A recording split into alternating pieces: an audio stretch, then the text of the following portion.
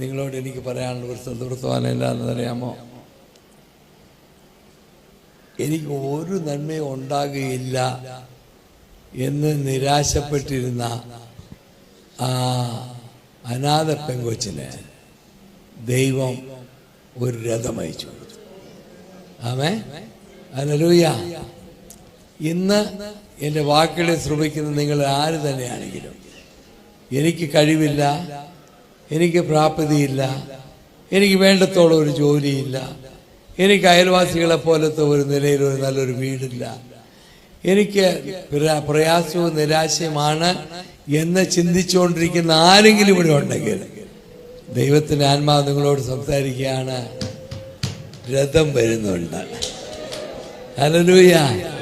നിന്റെ വാതിൽക്കൽ സുപ്രഭാതത്തിൽ രഥം വന്ന് നിൽക്കാൻ പോവുകയാണ്. എസ്തർ എവിടെ? Praise the Lord. ദൈവമക്കളെ, നിങ്ങളെ മറക്കുന്നവനല്ല നിങ്ങളുടെ ദൈവം.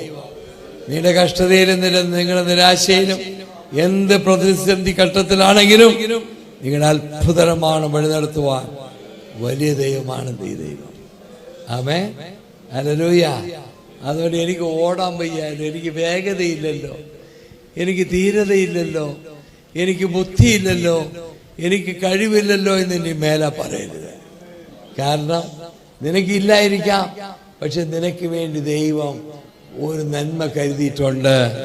അത് രഥമായിട്ട് മുമ്പോട്ട് വരും. ആമേൻ.